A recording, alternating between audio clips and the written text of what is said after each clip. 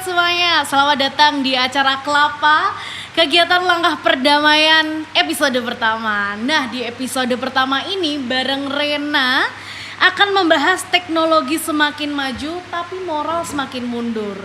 Jadi sahabat di rumah, teknologi ini nggak bisa lepas nih dari kehidupan manusia. Kenapa?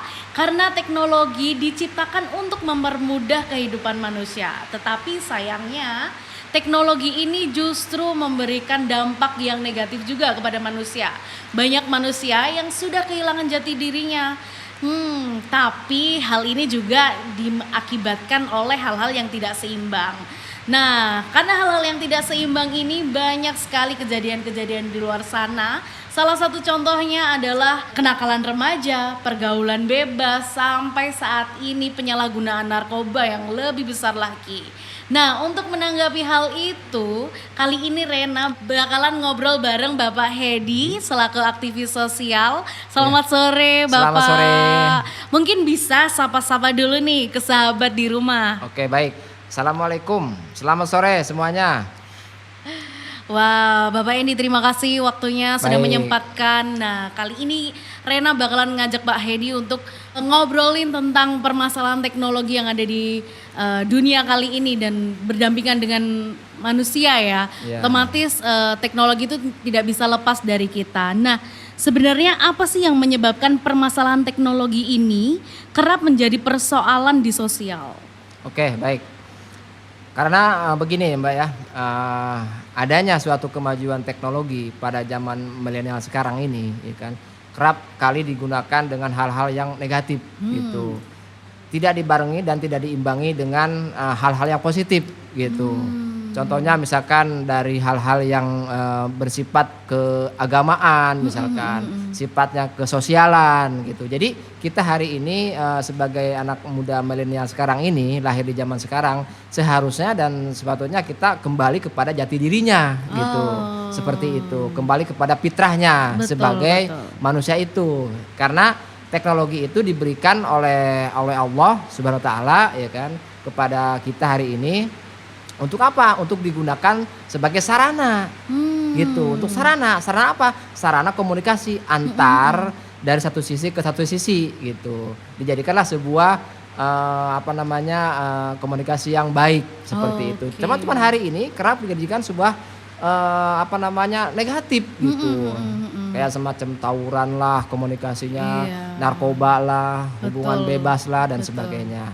Nah, hari ini saya sebagai ingin sharing gitu, ingin sharing, berbagi cerita dan hal-hal yang lainnya seperti itu. Oke. Nah, Pak Hendi, karena tadi kita udah ngobrolin banyak tentang teknologi ini dan justru malah saat ini teknologi semakin digunakan manusia, malah akhirnya moral manusia pun semakin merosot nih. Betul. Dan kita tadi juga udah menyinggung bahwa seorang manusia itu juga harus memiliki kesadaran apa tugasnya di dunia ini. Nah, yang pengen saya tanyakan adalah apa sih yang akan terjadi jika teknologi di dunia ini, teknologi yang sudah diberikan kepada kita 1% itu tadi, tapi kita gunakan tanpa kesadaran yang kita miliki sebagai seorang manusia, sebagai seorang insan, seorang manusia yang enggak sadar bahwa tugas kita di muka bumi ini seperti apa. Oke, gini Mbak. Jadi dengan datangnya teknologi itu, tadi awal-awal kita berbicara masalah merosotnya moral manusia, ya kan? Dengan datangnya teknologi, seharusnya dengan datangnya teknologi itu moral manusia itu lebih meningkat seharusnya. Betul. Tadi diimbangi dan dibarengi dengan perkembangan zaman sekarang ini. Dengan teknologi itu seharusnya lebih meningkat. Dengan cara apa tadi? Dengan cara kita kembali kepada kitab-kitab suci gitu, kitab-kitab Allah yang telah ditetapkan pada sekarang ini. Cuman ya tadi dengan datangnya teknologi itu bahkan hari ini di bahasanya tuh udah tidak relevan lagi gitu. Cuman hanya sebatas dongengan belaka gitu. Cerita zaman baheula katanya. Zaman dahulu gitu. Seharusnya ini juga dijadikan sebuah pedoman gitu. Dijadikan sebuah pedoman untuk kembali kepada Sang Pencipta. Seharusnya begitu. Dengan datangnya teknologi, dengan datangnya teknologi dan informasi dan sebagainya gitu. Harusnya kita lebih maju gitu. Betul. Jangan bahkan lebih mundur gitu. Nah, dengan adanya kitab-kitab suci dibarengi dengan ilmu Allah seharusnya gitu. Yang telah dicontohkan oleh para rasul. Betul. Seperti itu. Nah, rasul ini uswatun hasanah gitu. Nah, dengan adanya teknologi seharusnya apa? Lebih maju dan lebih efisien dengan ada teknologi ya kan, dibarengi dengan teknologi itu kita kembali kepada tadi kepada kitab-kitab itu gitu. Nah, dengan datangnya teknologi seharusnya apa? Dimunculkan sifat-sifat yang bahasa itu jangan sampai sifat serakah gitu hari ini. Kebanyakan manusia hari ini sifatnya apa? Dengan datangnya teknologi ingin menguasai. Betul sekali. Ingin saya paling benar, saya paling ini. Seharusnya tidak ada seperti itu gitu. Makanya kenapa kita kembali kepada Sang Pencipta dengan adanya teknologi ini, dengan adanya ilmu Allah, dengan seimbang, harus seimbang dengan mizan gitu. Ya mizan itu ibarat kesepasangan gitu. Ada teknologi, ada ilmu. Ilmu apa? Ilmu Allah gitu. Nah, ilmu Allah dibarengi dengan teknologi. Munculnya berbarengan dengan milenial sekarang. Nah, bahkan sekarang ya disalahgunakan gitu. Bahkan kitab-kitab Allah ini udah bahasanya tuh jarang gitu hari ini. Cuma hanya sebatas bacaan-bacaan aja gitu. Nah, saya sebagai generasi milenial lah, contoh ya milenial ya. Kak Hendy ya. Iya betul ya kan, ingin berkontribusi gitu, ingin berkontribusi. Ayo sama-sama kita kembali kepada kalimat yang satu, gitu kan, kalimat yang satu yaitu la ilaha illallah. Kesana gitu, agar supaya sifat keserakahan manusia diganti dengan sifat-sifat Allah. Karena apa? Moralnya manusia hari ini udah hilang daripada sifat-sifat Allah. Yang ada hari ini sifat manusia serakah. Ya kan tadi dengan datangnya teknologi ingin menguasai kekayaan sebanyak-banyaknya. Ya kan? Ingin menguasai teknologi sebanyak-banyaknya. Karena merasa saya paling benar, saya paling ini. Akhirnya timbul apa? Timbul serakah itu. Makanya tadi kembali gitu. Kembali kepada Sang Pencipta. Kita lanjut ya. Oke, yang pengen saya tanyakan, bagaimana sih ketika seorang manusia sudah memiliki sifat serakah itu, apakah kita teman-teman milenial yang telah terjerumus bisa melangkah lebih baik lagi? Jadi karena tadi sudah memiliki sifat serakah, akhirnya kita harus berubah karena saat ini mungkin setelah mendengar podcast dari kita mendengar bahwa seharusnya kita sebagai manusia ini seperti ini. Nah, betul. Bagaimana sih, apakah bisa seorang manusia itu berubah menjadi memiliki sifat yang baik sesuai dengan keinginan Allah Subhanahu wa taala? Oke. Bisa. Bisa. Dengan cara kembali kepada kitab-kitab Allah. Contoh begini, Mbak. Karakter manusia ini kan kalau udah sifatnya serakah itu ibarat maaf ya kayak semacam singa gitu, ingin menerkam mangsanya. Nah, seharusnya sifat-sifat itu tidak dimiliki oleh manusia. Makanya kenapa hari ini sifat manusia kan serakah. Nah, sifat manusia agar tidak serakah, bagaimana caranya kita kembali kepada Allah? Contoh begini, sekeras apapun, sesusah apapun, karakter manusia itu kalau udah masuk dengan ilmu Allah, pasti bisa. Contoh begini, saya contohkan. Batu begitu keras, kalau lama-lama ketimpah air, batu itu akan menjadi kayak semacam berlobang gitu. Betul. Nah, kalau itu kan berbicara alam. Kenapa kita hari ini kembali kepada alam gitu?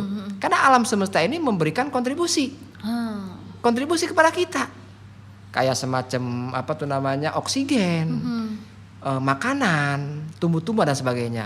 Itu dijadikan sebuah sarana seharusnya untuk membaca kembali kepada Dia, karena Dia ini memberikan sebuah sarana kepada kita. Jangan sampai sifat-sifat serakah kita ini muncul. Nah, hari ini yang ada, bahkan yang umumnya hari ini, bahkan yang muncul ini sifat serakahnya gitu. Betul. Sifat serakahnya itu. Nah, sebagai kita hari ini hamba sang pencipta, seharusnya fungsinya ini difungsikan untuk kembali kepada dia. Untuk apa? Membenahi karakter itu, agar supaya karakter itu tidak mengeras gitu.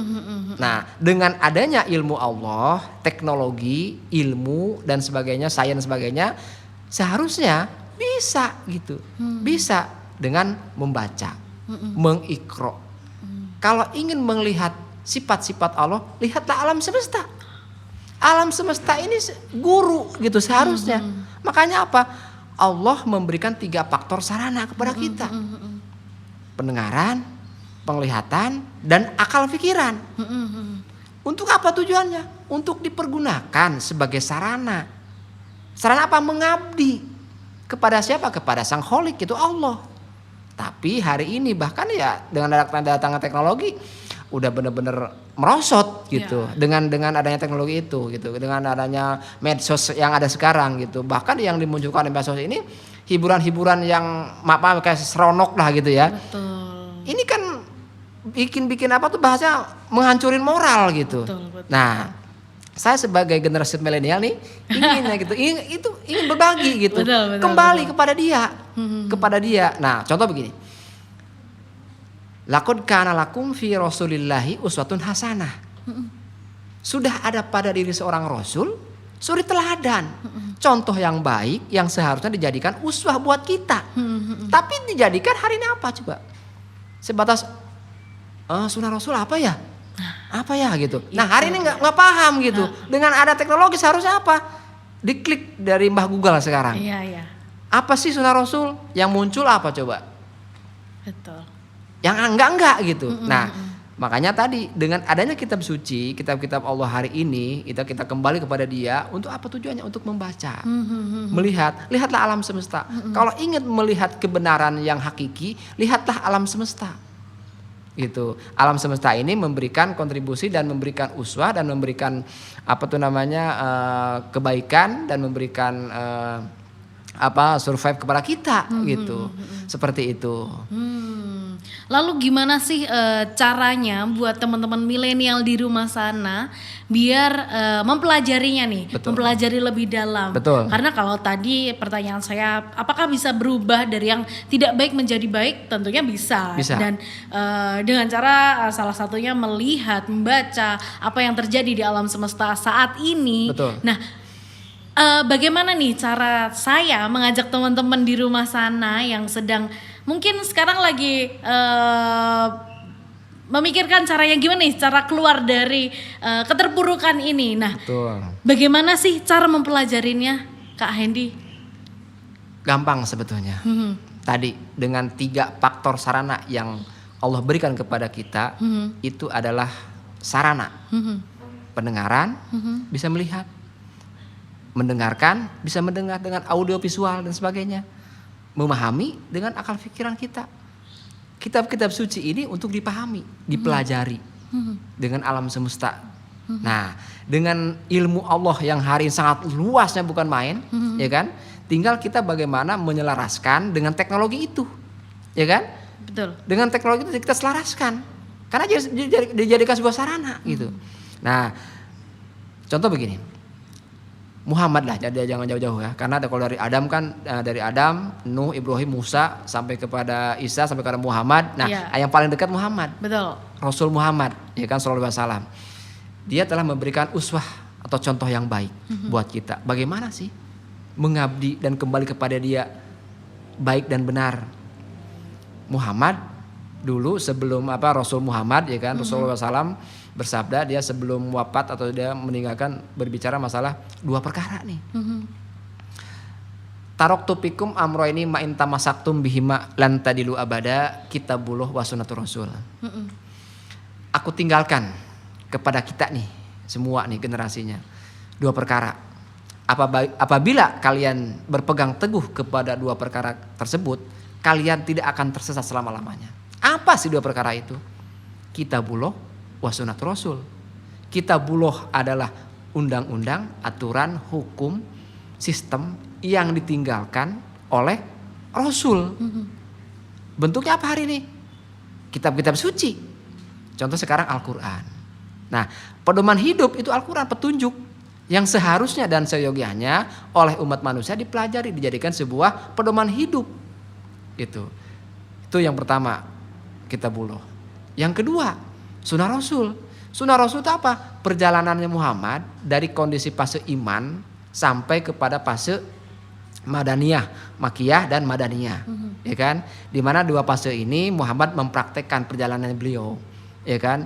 Perjuangannya beliau seperti apa dan bagaimana itu dijelaskan di dalam kitabullahnya, di dalam undang-undangnya, di dalam aturannya, yaitu kitab suci di dalam Al-Quran. Tinggal pelajari, jangan mengambil hal-hal yang lain. Satu aja Al-Quran, kitab-kitab itu, karena kalau kita kembali kepada dia pasti bisa. Kenapa enggak? Karakter hari ini manusia yang begitu bahasanya mengerak itu kan keras tuh. Lama-lama ketimpah air, ya kan, airnya kan lembut. Betul. Ilmu Allah itu lembut. Betul sekali. Ya kan? Ilmu Allah itu lembut. Ketika hari terus mempelajari ilmu itu, lama-lama pasti kita bisa. Wah, padat sekali ya Betul. obrolan kita. Padahal baru episode pertama nih Kak Hendy. Nanti nyambung ya, nanti nyambung kita ya. Nyambung banget nih. Jadi sahabat di rumah, perlu kita ketahui bahwa teknologi adalah suatu hal yang tidak bisa kita lepaskan dari kehidupan manusia. Betul. Tetapi satu yang perlu kita ingat adalah kembali memahami tugas kita sebagai seorang manusia di muka bumi ini. Jadi kembali lagi nih bahwa bagaimana cara seorang manusia memiliki sebuah akal pikiran yang Betul. baik, menyadari tugasnya di muka bumi ini, sehingga buah yang baik berasal dari akar yang baik pula. Nah, untuk itu sahabat jangan lupa untuk subscribe channel ini dan like, karena bakalan ada episode-episode selanjutnya. Betul. Di acara Kelapa, kegiatan langkah perdamaian. Nah, kali ini cukup dulu bareng sama Rena dan Kak Hendy, karena selanjutnya kita akan bahas tentang apa ya kira-kira. Sampai jumpa di episode selanjutnya. Selamat sore semuanya.